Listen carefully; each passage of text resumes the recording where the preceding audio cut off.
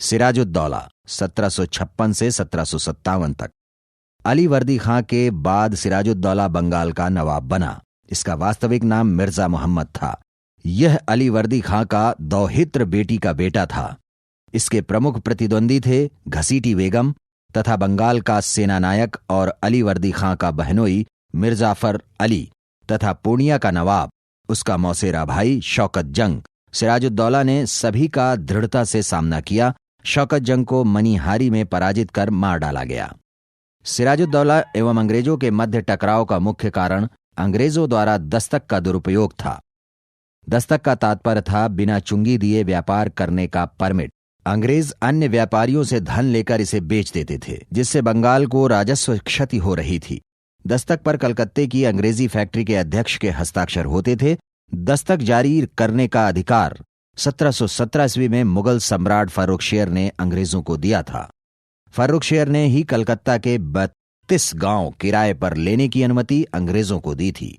नवाब ने अंग्रेजों को सबक सिखाने के लिए कलकत्ता पर हमला किया और विजय प्राप्त की। नवाब सिराजुद्दौला ने कलकत्ता का नाम बदलकर अलीनगर रख दिया। समुद्री मार्ग से एडमिरल वॉटसन तथा स्थल मार्ग से अंग्रेजों ने क्लाइव को कलकत्ता पुनः प्राप्त करने के लिए भेजा।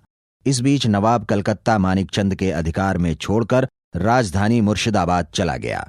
क्लाइव ने बजबज पर अधिकार कर लिया और कलकत्ता पर पुनः अंग्रेजों का अधिकार हो गया। नवाब सिराजुद्दौला ने पुनः जीतने का प्रयास किया, किंतु असफल रहा। 9 फरवरी 1757 ईस्वी को दोनों पक्षों के मध्य अलीनगर की संधि पर हस्ताक्षर हुए। संधि के तहत नंबर 1, फर्रुखशेर द्वारा दिए गए दस्तक आदि के अधिकार अंग्रेजों को वापस दे दिए गए। नंबर 2, सिराजुद्दौला ने 3 लाख रुपए क्षतिपूर्ति के रूप में अंग्रेजों को देना स्वीकार किया। नंबर 3, अंग्रेजों को कलकत्ता की किलेबंदी तथा वहां अपने सिक्के ढालने का अधिकार मिल गया।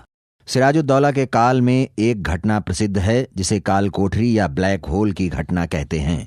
यह एक किंवदंती है जिसके रचयिता J.Z. हॉलवेल नामक अंग्रेज अधिकारी हैं, जो स्वयं को इस घटना का भुक्तभोगी बताते हैं। इसके अनुसार कोलकाता में फोर्ट विलियम पर अधिकार के बाद नवाब ने 146 अंग्रेज बंदियों को 18x14x10 की एक छोटी सी अंधेरी कोठरी में रात भर बंद रखा। सुबह मात्र 23 व्यक्ति ही जीवित बच सके। शेष की गर्मी व दम घुटने से मौत हो गई। इस घटना के कोई ऐतिहासिक प्रमाण नहीं मिले हैं। बंगाल में अंग्रेज अपने प्रतिद्वंदी फ्रांसीसियों को समाप्त करना चाहते थे। 1757 ईस्वी में लॉर्ड क्लाइव ने बंगाल में स्थित फ्रेंच बस्ती चंद्रनगर पर अधिकार कर लिया। इसके कारण नवाब सिराजुद्दौला का भी वहां के प्रशासन से नियंत्रण समाप्त हो गया।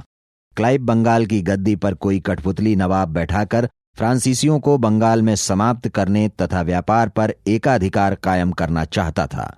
इसके लिए लॉर्ड क्लाइव ने कूटनीति का सहारा लिया। बंगाल के नवाब के कोषाध्यक्ष राय दुर्लभ, सेनापति मिर्जाफर, सेना के अन्य अधिकारी यार लतीफ तथा संपन्न बैंकर जगत सेठ के साथ क्लाइव ने गुप्त संधि की और नवाब के साथ युद्ध में गुप्त रूप से अंग्रेजों का साथ देने का वायदा लिया। अंग्रेजों ने मीर जाफर को सिराजुद्दौला का उत्तराधिकारी बनाने का वायदा किया। 23 जून 1757 ईस्वी को नवाब सिराजुद्दौला तथा ब्रिटिश सेनाएं आमने सामने आईं और प्लासी का ऐतिहासिक युद्ध लड़ा गया।